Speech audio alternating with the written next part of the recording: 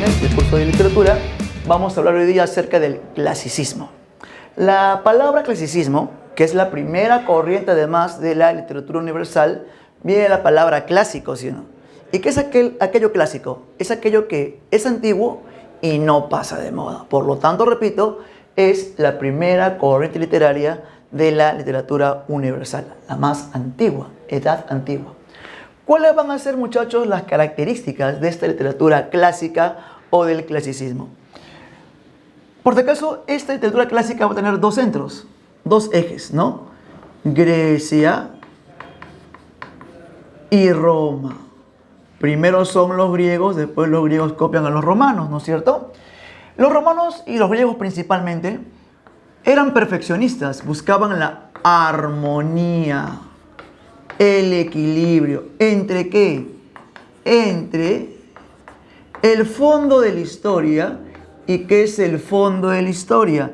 El fondo es el tema, armonía entre fondo, que es el tema, y forma.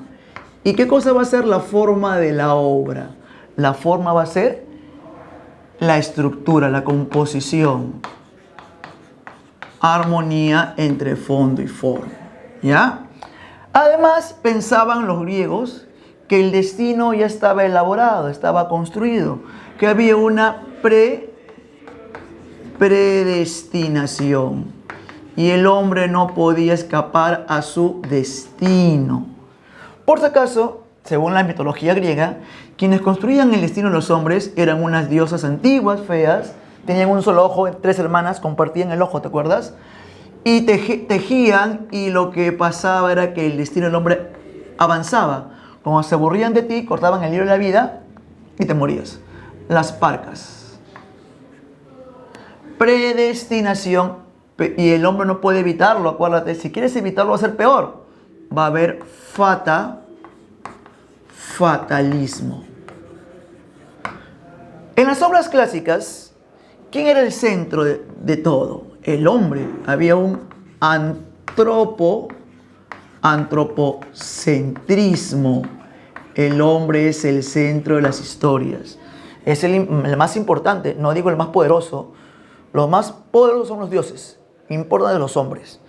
Tan importante es el hombre que los propios dioses tenían forma humana. Había antropomorfismo. O sea que vamos a ver la presencia de dioses con forma humana. Forma humana. ¿Te das cuenta? ¿Ya? Tan importante es el hombre que los propios dioses tienen forma humana. ¿Correcto? Entonces, armonía, acá ponemos tilde, entre fondo y forma. Predestinación, fatalismo, antropocentrismo, antropomorfismo. Y las obras clásicas presentan una base mítica. Se basan en mitos. Por ejemplo, tú has leído o has escuchado la Ilíada, ¿verdad? ¿Qué me cuenta la Ilíada? Profesor, está ambientada dentro de la guerra de Troya. Ah, la guerra de Troya, ¿verdad? Pero el tema de la Ilíada no es la guerra de Troya, sino es la cólera de Aquiles. La guerra de Troya duró 10 años, es larga la historia. Pero solamente me narra la obra de la Ilíada 51 días nada más del 9º año, nada más. ¿Ya? Entonces, si yo leo la obra, ya estamos en el año 9 ya. ¿Y cómo yo sé lo que ha pasado antes? Gracias a un mito llamado, pues, lo voy a poner por acá, el mito de la manzana de la discordia. De la discordia. La discordia es una diosa que provoca enemistades. Ya te contaré eso. Se llama Eris. ¿Correcto? Base mítica. Pero como eran obras antiguas, estas obras, ¿cómo eran transmitidas? Eran de transmisión oral. Y vamos a hablar de Grecia. ¿Ya? Ponemos acá clasicismo griego. Clasicismo griego. Ahí está, mira. Ya. Porque fueron primeros que los romanos, ¿no? Los griegos. En este clasicismo griego es importante un primer periodo que es llamado el periodo jónico.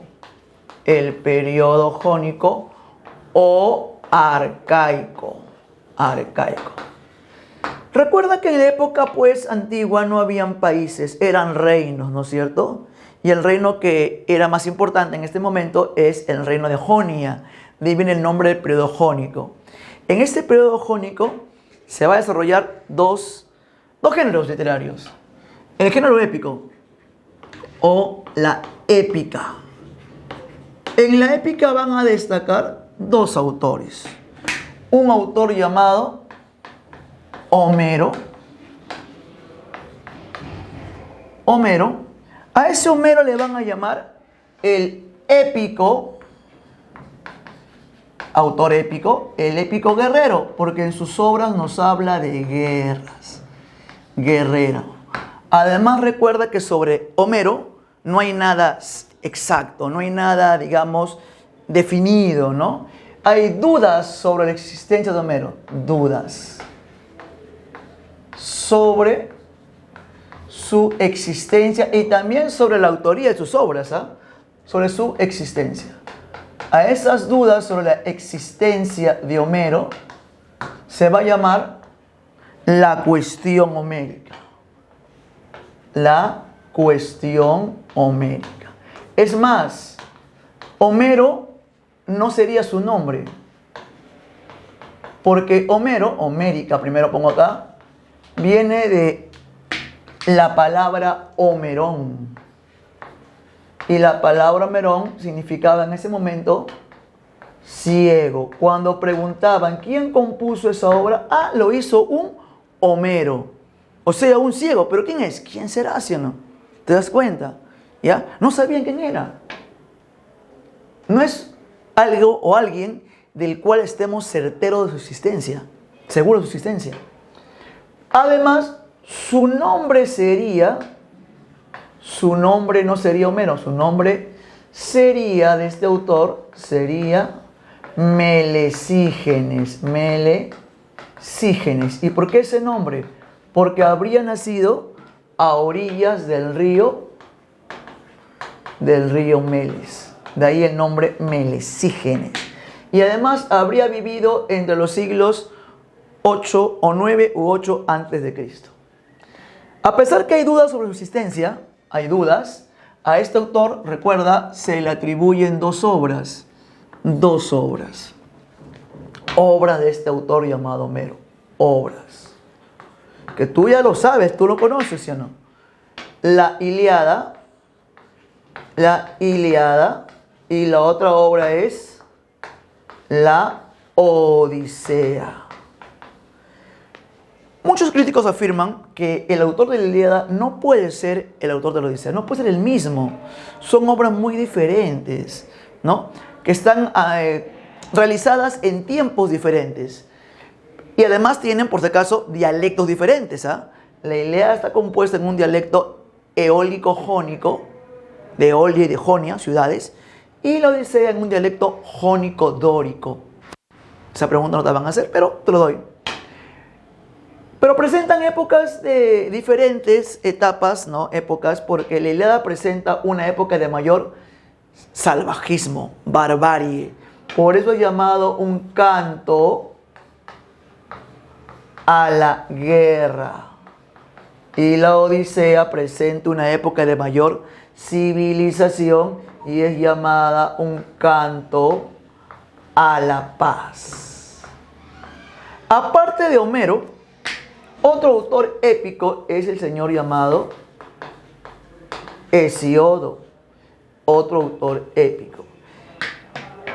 Una característica además, que no he colocado al costado, pero lo voy a poner ahorita, es que recuerda que todos los señores clásicos son didácticos.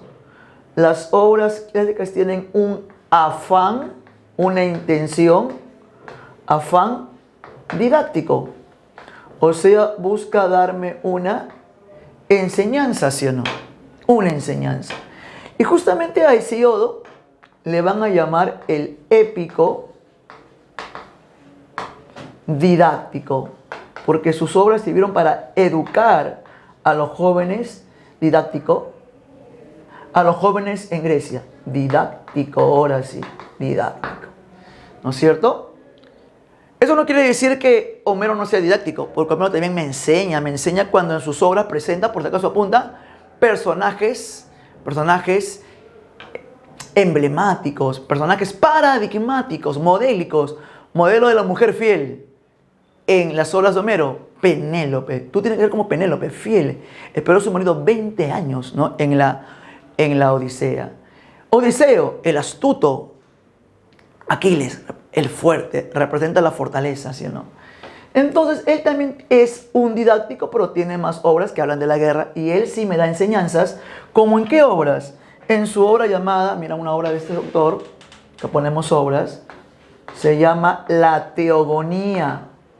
Y en la obra llamada La Teogonía, Hesíodo, ¿qué me cuenta? La Teogonía me habla sobre el origen. ¿Origen de quién o de quiénes? ¿Qué es Teo? Teo es Dios. El origen de los dioses. ¿Ya? Y otra obra de este autor Hesíodo es la siguiente. Se llama Los trabajos y los días. Donde recuerda que en la época primitiva, época jónica, arcaica, los griegos no eran guerreros, ¿eh? No. Se hacen guerreros después, cuando los persas los invaden. Y cuando acaban las guerras médicas, se llaman así las guerras de persas con los griegos, surge Atenas como potencia marítima. No, ahí se van a hacer guerreros, ¿no? Periodo ático. Pero antes eran agricultores. Y en esta obra llamada Los trabajos y los días, Hesíodo da consejos, educa de cómo cosechar, cómo cultivar, sobre la vida del campo. Aparte de haber épica, también hubo poesía, la lírica. Se desarrolló la lírica. Acá ponemos, mira, lo voy a marcar mejor. Bueno, así, doble rayita, lírica. Y acá para que distingas también, épica. ¿No es cierto? Ahí está. En la lírica destaca una mujer, cosa rara, porque la sociedad griega era una sociedad machista. Solamente el hombre tenía acceso a la educación, a las artes. La mujer no. Pensaban que la mujer era un animal de cabellos largos e ideas cortas. No pensaba. Entonces, el hombre griego decía, yo, hombre griego, no puedo rebajarme a amar a una mujer. Porque no piensa, no es mi igual. El amor puro es entre seres iguales, la misma condición. Había homosexualidad, pues. Amaban a otros hombres. Recuerden la Ilíada, Aquiles tiene una relación con Patroclo. No son primos, son amigos íntimos. Aquiles y Patroclo. Pero acá aparece una mujer. Esa mujer que acaba de aparecer se llama Safo. Una poetisa, mujer Safo, vivía en una isla. En la isla de Lesbos. Safo de Lesbos. Ella va a hacer poesía. Una poesía amorosa, una poesía erótica. En sus poemas eróticos, ella cuenta sus encuentros amorosos con sus amantes. Apasionada, ¿no? Y una obra destacada de esta señorita se llama Oda a Afrodita. Profesor, Safo de Lesbos cuenta en sus obras, ¿no?, sus encuentros amorosos con sus amantes. Pero los amantes de Safo no eran los amantes, eran las amantes. De ella se sabe entonces que es la primera mujer en la historia de la cual tenía sexo entre mujeres. Y de la palabra Lesbos, que es la isla donde ella vivía, sale la palabra lesbianas. Sale la palabra lesbianas, la palabra lésbicas. ¿Ves? Ahí está, mira, todo tiene sentido. explicación todo tiene en el mundo clásico, ¿no? Y por último, hay un autor llamado Píndaro. Píndaro. Él hace una poesía a favor de la aristocracia. Aristocracia. Esa poesía a favor de los nobles, o sea que él era un autor a sueldo, ¿no? Escribía porque le pagaban también. Su obra principal se llama Los Epinicios. ¿Y qué son los epinicios? Son odas, apunta tú, odas a los Juegos Olímpicos. Recuerda que los Juegos Olímpicos fueron creados por los griegos. ¿Por el pueblo o por la nobleza? Por los nobles, la aristocracia, para tener ocupados, distraídos al pueblo, y así ellos puedan de repente, no sé, subir impuestos, hacer algo que le afecte al pueblo, pero como el pueblo está distraído en los Juegos Olímpicos, en el deporte, aprovechaban, ¿no? Era como una cortina de humo, y así pasa hasta ahora, ¿no? O sea que en el mundial que va a haber, seguramente pasará algo, como estamos distraídos, no nos vamos a dar cuenta, o será muy tarde. Todo se aprende y todo viene desde el mundo clásico, mira.